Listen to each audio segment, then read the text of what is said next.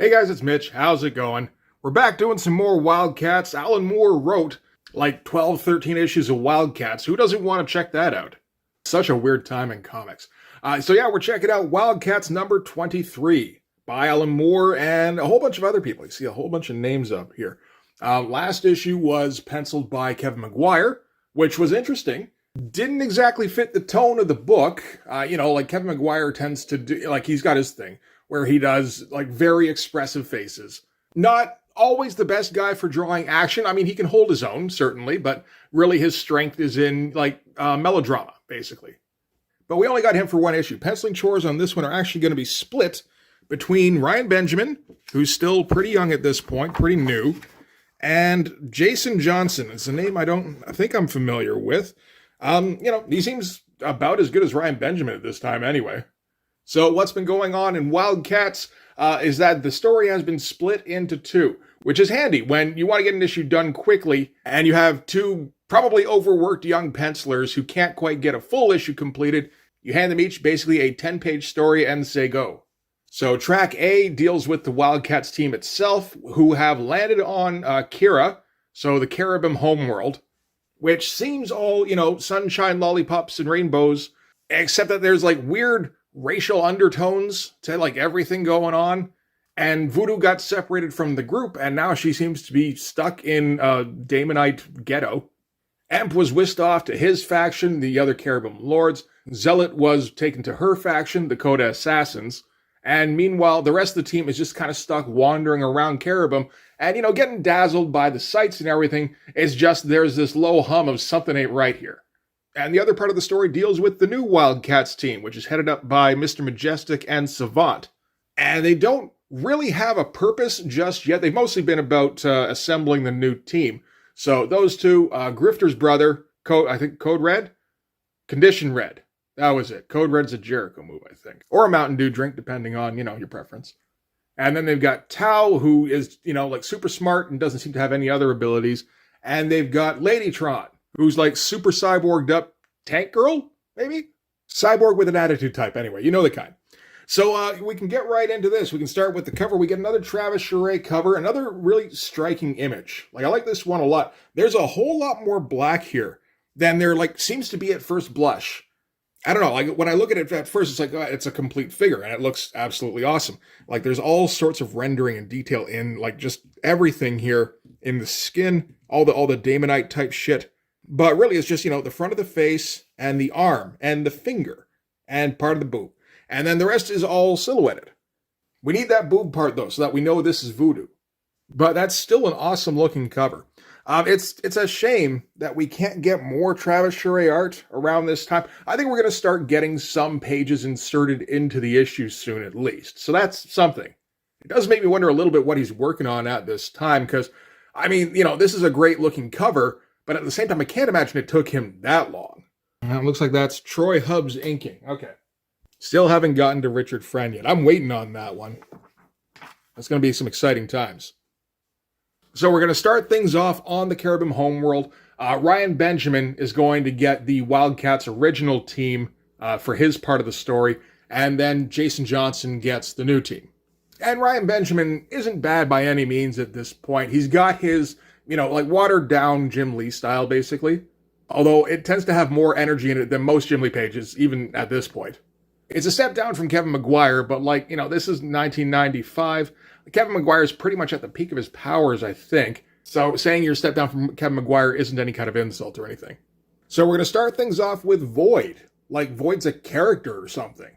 So Void is lounging in her quarters that have been assigned to her. This is in the coincidental mansion where just all sorts of coincidental shit tends to happen, which is great for Deus Ex Machinas. And we can see here that apparently when Void is resting, she takes her face off. Literally, the face is just sitting on the side table here. And then when she wakes up, she slips it back on over the Void. And it's super weird. I don't know that this comes up again during the Alan Moore run. And I find myself wondering if it ever came up again after that. I kind of hope it does. Just somebody sees that shit. That's disturbing. So as we're staying at the coincidental mansion, we're going to get lots of interesting coincidences. And Alan Moore is going to make sure to keep reminding us that this just keeps happening. So again, when he introduces a Deus Ex Machina later on, then it just seems, like a regular part of what's been going on Kira anyway. So right now, Void's thinking about how when they were in the elevator coming up here, there was this annoying elevator jingle that sounded exactly like a Ukrainian folk song from her childhood. And she doesn't seem happy about this particular coincidence. It's just kind of irritating. And this is kind of where they're at with the coincidences that pop up. And I probably should mention Grifter She.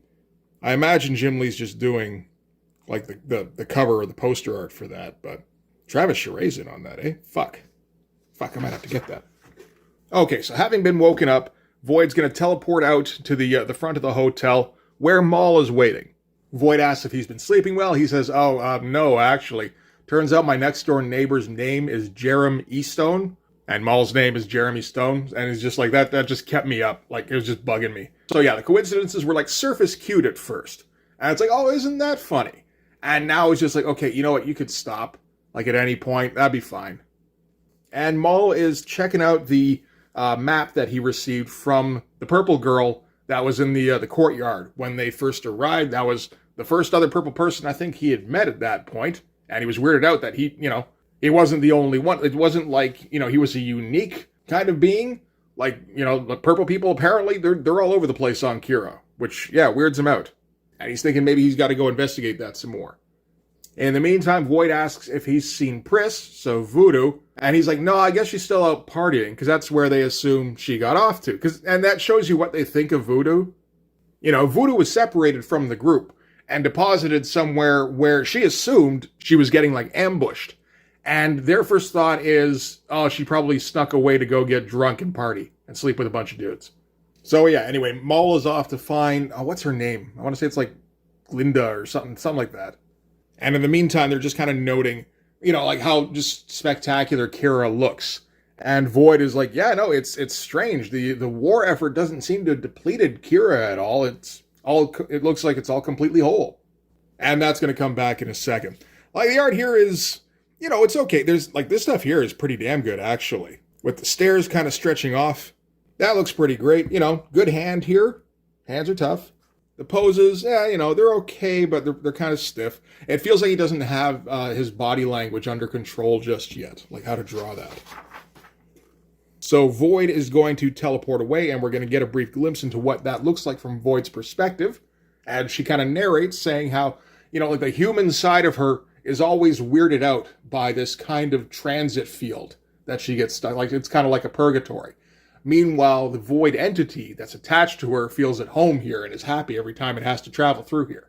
So again, this is interesting stuff that we're learning things about Void. It's odd. So from Maul, she teleports to go check in on Warblade, because he suggested that Warblade had been taken in by some guild. He didn't know anything about it, so Void has to check that out. And it's a good way to just kind of check in with all of our guys and give you an update on how all the characters are doing. So it turns out Warblade has been taken aside by the Shapers Guild, who are all basically like him. They all have kind of similar abilities. Warblade introduces Void to Lord Proteus, who seems to be the head of the guild, and also the inspiration for the Greek god of the same name. And he's I'm really more of a demigod than anything else. And Warblade's eager to show off some of the new things he's learned, which is that he can flake off the metal skin that he's got to use as chaff to make himself invisible to things like radar. And he's, super stoked about it. And Void's yeah, that's nice. You can make all sorts of different stuff instead of just knives. Who knew? So anyway, do you know where Voodoo is? And Warblade's no, again, he also assumes that she was out partying and maybe she got in late. So from there, Void thinks, well, maybe, I should check in with Zealot or Emp. And they'll have heard something. Again, checking in with our different characters. Some interesting stuff going on here. I like the visualization he's got here. And the Proteus guy here has kind of a cool design, all the weird hair stuff he's got going on. That's all right. All right, so from there we're going to teleport to the Tower of Red Lament, which is where Zealot said she was going to be going to. So this is her palace, as in hers specifically. Void teleports inside and asks Zealot whether she owns the tower, and she's yep, the tower and everything within 10 miles of it. As she gets scrubbed down by her handmaidens. And she tells Void how she doesn't want to go by Zealot anymore. She wants to go by Zana, which is her, her cherubim name. So already distancing herself a little bit from the team, which is going to continue. And she tells about how her sisters in the Coda have been hoping that Zealot will represent them in the Kirin Senate. Because they think her being like a military hero will, help to sway people to their side. And she even points out this fancy new sword that she got gifted. It's called Caradoc, and it has like artificial intelligence and shit. Which doesn't seem necessary for a super highly trained Coda assassin. But, how many people need Google Home, really? When you're rich, you don't need the fancy stuff, but it's there to show off. Still keeping it pretty good with the pages here. Like, this one here is quite nice, really. Like, it seems small is the only thing.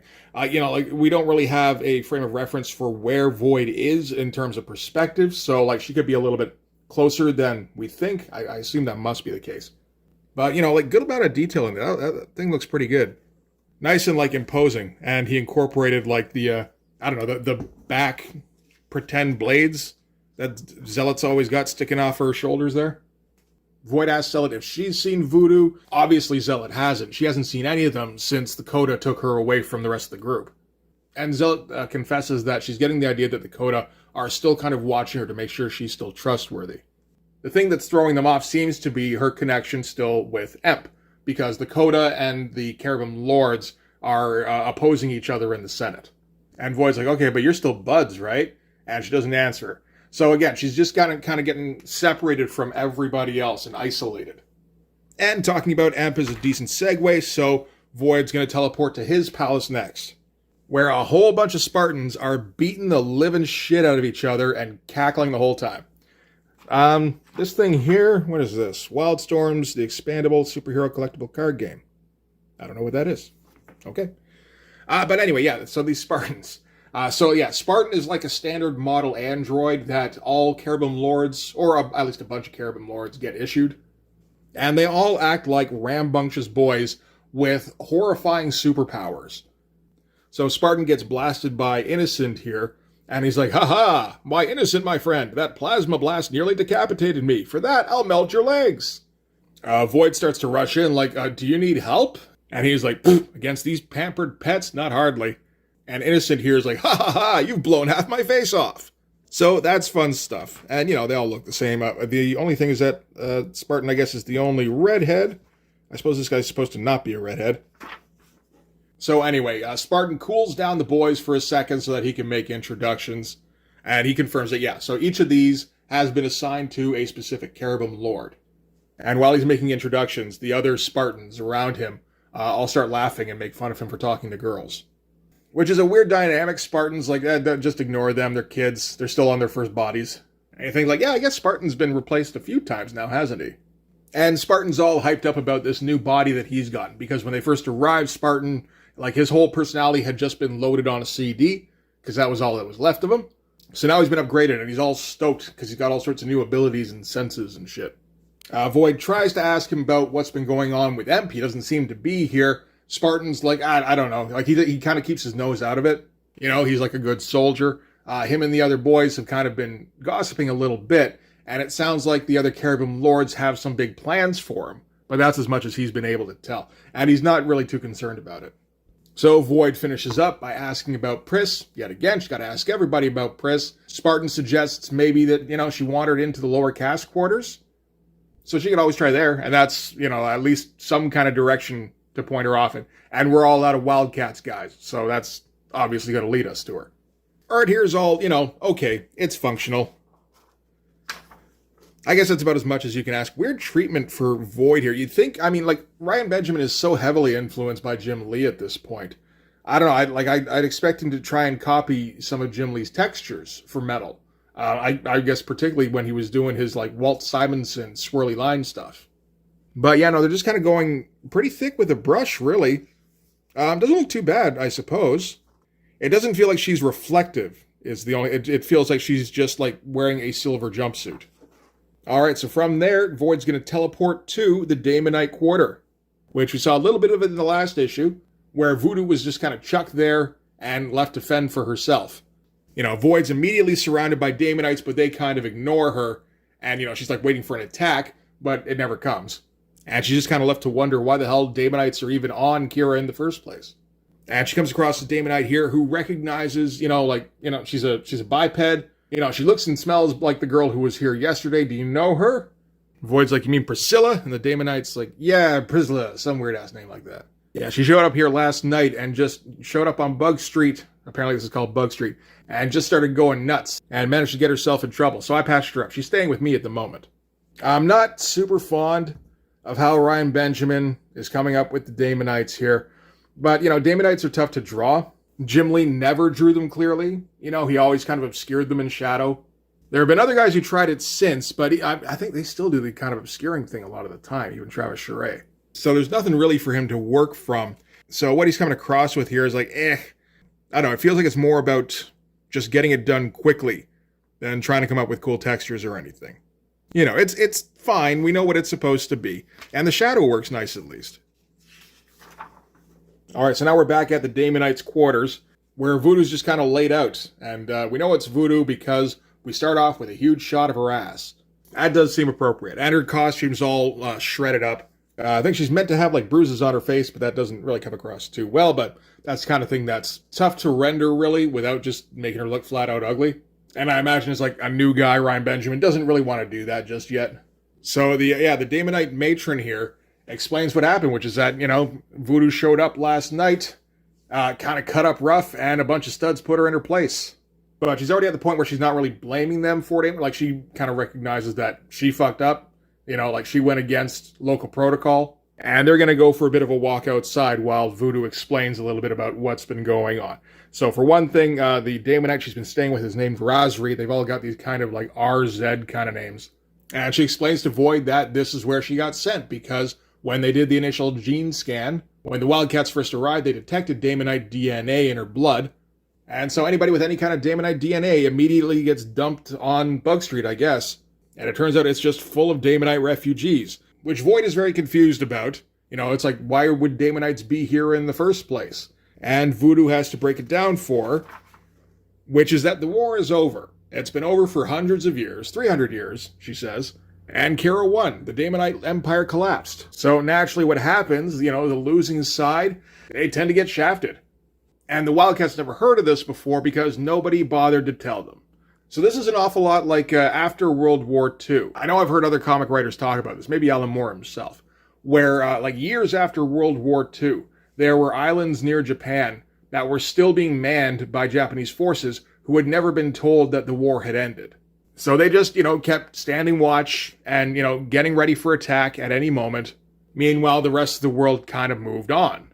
Pretty good kind of splash page for a revelation here. Like popping Priscilla here out, doing a no panel border negative space kind of thing to make, just make her like huge on the page for one thing.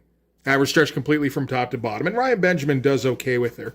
I've noticed that the Voodoo faces tend to be a little bit closer to a Jim Lee look. So I wonder if he's looking directly at Jim Lee references for those. He's not doing that with Void, I'll tell you that.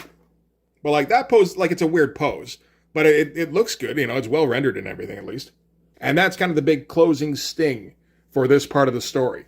So we learned a little bit on that about what's going on, the big revelation about the war itself, and then just kind of, keeping up with our characters. So now we can, I think, theoretically move forward a bit more in the next issue. All right, so now we're going to get the second part of the story. So it was more than just half of the book.